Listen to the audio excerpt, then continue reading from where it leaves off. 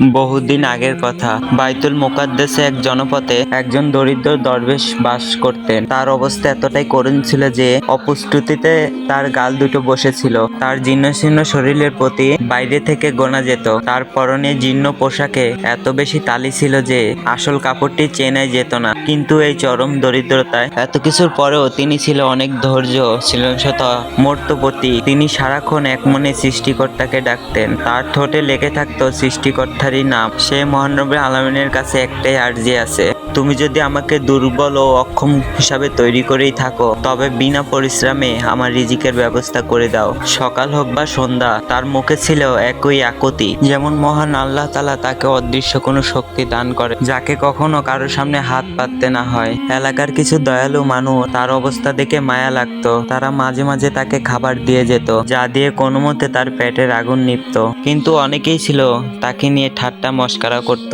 তারা একে অপরকে বলতো, দেখছিস দাড়িওয়ালা লোকটাকে কিসব আজে বাজে বকে সারাদিন, তার মুখে তার আবদারটা তো দেখ, মনে হয় ওর মাথা খারাপ হয়ে গেছে। কেউ কেউ বলল, রোজগারের জন্য কঠিন পরিশ্রম করতে হয়, দুনিয়াতে বড় বড় নবী ও রাসূলরাও খেটে খেয়েছেন, আর এই অলসটা ভাবে কোনো কষ্ট ছাড়াই তার আসল সম্পদে ভরে যাবে। এমন গুপ্তধন তো দুনিয়াতে কেউ পায়নি। কিন্তু সেই দরবেশ ছিলেন নিজের বিশ্বাসে অটল। মানুষের কটূক্তি তার প্রার্থনায় বিন্দুমাত্র অভাব আনতে পারে। তিনি আগের মতোই আকুল হয়ে তার প্রভুকে ডাকতেন। এক রাতে তিনি এমন ভাবে প্রার্থনায় মগ্ন হলেন যে রাত পেরিয়ে সকাল হয়ে গেল, তবুও তার দোয়া থামলো না। ভোরের আলো ফোটার পর মুহূর্তেই হঠাৎ এক বিশাল শব্দে তার জীর্ণ করে দরজাটি ভেঙে গেল। তিনি চমকিয়ে উঠলেন এবং তাকিয়ে দেখলেন একটি বিশাল স্বাস্থ্যপতি গরু শিং দিয়ে দরজা ভেঙে তার উঠানে এসে দাঁড়িয়েছে। দরবেশ গরুটিকে দেখা মাত্রই সেজদায় লুটিয়ে পড়ল।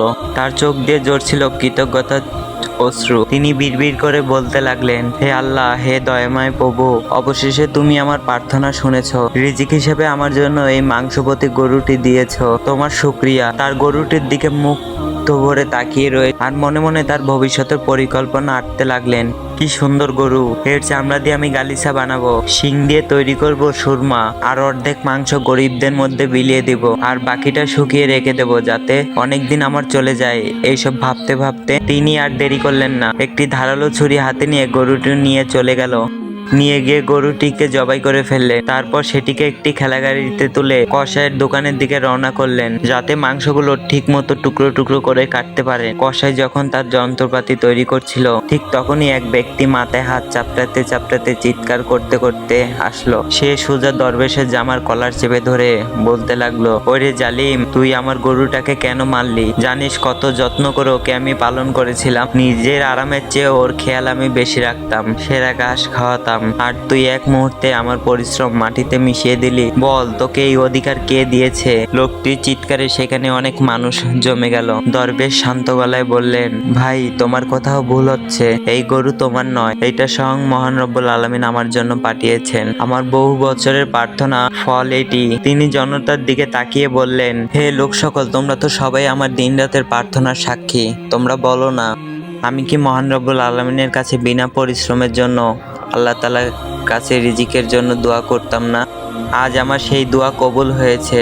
আর এই বোকা লোকটি বলছে গরুটা নাকি তার। গরুর মালিক রোদে ফেটে উঠলো, কি আজে বাজে বকছো তুমি? হয় তুই পাগল হয়ে গেছিস, না হয় আমাদেরকে বোকা বানাচ্ছিস। চল, তোর বিচার কাজীর দরবেশে হবে। এই বলে দরবেশকে কয়েকটি ঘুষি মেরে দিল।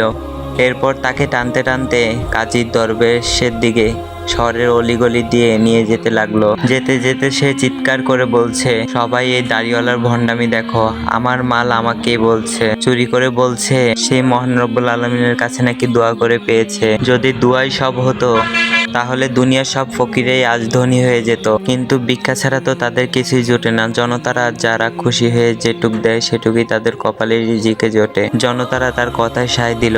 সবাই দরবেশকে দোষারোপ করতে লাগলো। এই প্রতিকূল পরিস্থিতিতে দরবেশ অসহায় হয়ে আকাশের দিকে তাকিয়ে বললেন, হে আল্লাহ, হে দয়াময় প্রভু, তুমি তো আমার মনে এই দোয়া দিয়েছিলে আমি যেন তোমাকে আমার রব মেনে প্রার্থনা করি। এখন যখন তুমি আমার দোয়া কবুল করেছো, তবে এই প্রতারক আমাকে অন্ধ বলছে। হে আল্লাহ, তুমি আমার এই বিপদ থেকে উদ্ধার করো। অবশেষে তারা কাজীর দরবেশে গিয়ে হাজির হলো। কাজী সাহেব ছিলেন অত্যন্ত ন্যায়পরায়ণ এবং সৎ একজন মানুষ। গরুর মালিক অভিযোগ করে বলল, হুজুর, আমার গরু ভুল করে এর বাড়িতে ঢুকে ফেলেছিল আর এই লোকটা তাকে জবাই করে দিয়েছে। আপনি এই বিচার করুন, সে আমার উপরে কেন এই জুলুম করলো। কাজী সাহেব দরবেশকে জিজ্ঞেস করলেন, বলো হে দরবেশ, তুমি এর গরু কেন জবাই করলে? দরবেশ নিবেদন করলেন, হে প্রভু, আমি এর গরু জবাই করিনি। এটা হচ্ছে মহান রব্বুল আলমিনের কাছে আমার দোয়া করার ফল। হে ন্যায়পরায়ণ কাজী, আমি 7 বছর ধরে আল্লাহর কাছে অন্ধের মতো দোয়া করেছি, বিনা পরিশ্রমে হালাল রিজিকের জন্য দোয়া করেছি। এই শহরের প্রতিটি মানুষ আমার এই প্রার্থনার কথা জানে। বহু বছর পর মহান রব্বুল আলামিন আমার এই দোয়া কবুল করে এই গরুটি আমার ঘরে পাঠিয়েছেন। আমি এই শুকরিয়া আদায় করতে এই গরুটিকে আমি জবাই করেছি। গরিবদের মধ্যে এই মাংস বিলিয়ে দিতে পারি। কাজী সাহেব বললেন, হে দরবেশ, তুমি বেঁচে যাওয়ার কারণে অজুহাত দিও না। যদি কোনো শরীয়ত সম্মত দলিল থাকে তবে তা পেশ করো। তুমি কি চাও আমি দলিল ছাড়া রায় দেই?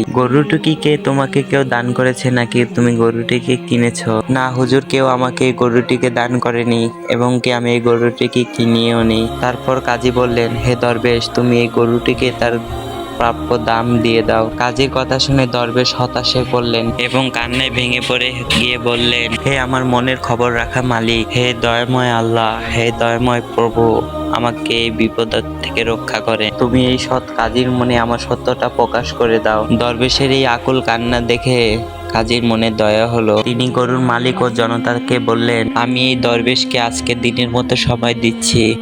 এই মামলার শুনানি আগামীকাল পর্যন্ত স্থগিত করা হলো, যাতে এই বিষয়টি আমি আরো ভালো মতো তদন্ত করতে পারি। সেদিন রাতে কাজী সাহেব ইবাদত করতে করতে ঘুমিয়ে পড়লেন। অতঃপর তিনি স্বপ্নে দেখলেন, শহরের এক বাইরের জঙ্গলের ভিতরে এক করে এক বৃদ্ধ বসে আছে। হে কাজী, দরবেশের মামলার রায় দেওয়ার আগে তুমি আমার সাথে অবশ্যই দেখা করবে। অতঃপর সকালবেলা ঘুম থেকে উঠে কাজী সাহেব জঙ্গলের দিকে উদ্দেশ্যে রওনা করে দিলেন। সেখানে তিনি স্বপ্নে দেখা সেই কুঁড়েঘরটিও দেখতে পারলেন। দরজায় কড়া আঘাত করতেই ভেতর থেকে এক শব্দ ভেসে আসলো, হে ন্যায়পরায়ণ কাজী, আপনি ভেতরে আসুন, আমি আপনারই অপেক্ষায় ছিলাম। অতঃপর কাজী যখন ঘরের ভিতরে ঢুকলো, ওই বৃদ্ধ লোকটি দরবেশের এরকম কিছু মামলার রায় শুনিয়ে দিলে, যা শুনে কাজী সাহেব হতবাক্য হয়ে গেলেন। তিনি গরুর মালিকের উপরে ক্রুদ্ধ হলেন, বৃদ্ধকে ধন্যবাদ জানিয়ে চলে গেলেন সেখান থেকে। পরদিন আবারও আদালত বসলো। আশেপাশে কাছারে হাজার হাজার লোকজন দাঁড়িয়ে আছে রায় শোনার জন্য।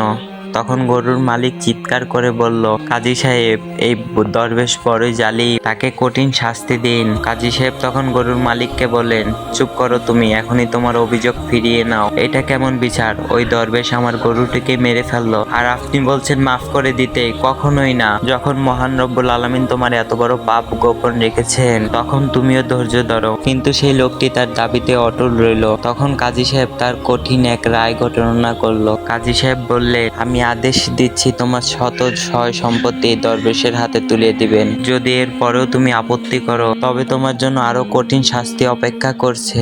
এই কথা শুনে লোকটি মাথায় ধুলো মেখে কাপড় ছিঁড়ে আহাজারি করতে লাগলো। সে যখন কিছুতেই শান্ত হচ্ছিল না, তখন কাজী সাহেব তার কাছে ডেকে বললেন, আরে হতভাগা, তোর ভাগ্য খারাপ, তাই তোর পাপগুলো ধীরে ধীরে প্রকাশ পাচ্ছে। তখন তিনি আরেকটি রায় দিলেন, তোর স্ত্রী এই দরবেশের দাসী হবে এবং তোর সন্তানরা তার গোলাম হবেন। এরপরেও যদি তুই তোর হট্টগোল বন্ধ না করিস, তোর নিজের মৃত্যুর জন্য তোর নিজেই দায়ী থাকবি।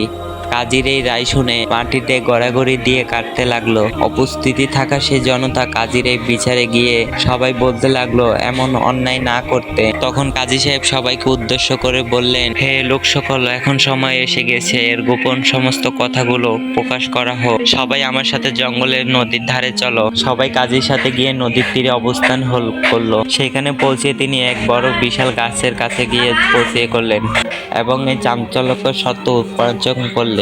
এই গরুর মালিক বহু বছর আগে তার প্রভুকে হত্যা করে তার সমস্ত সয় সম্পত্তি এই গরুর মালিক তার নামে লিখিয়ে নিয়েছে।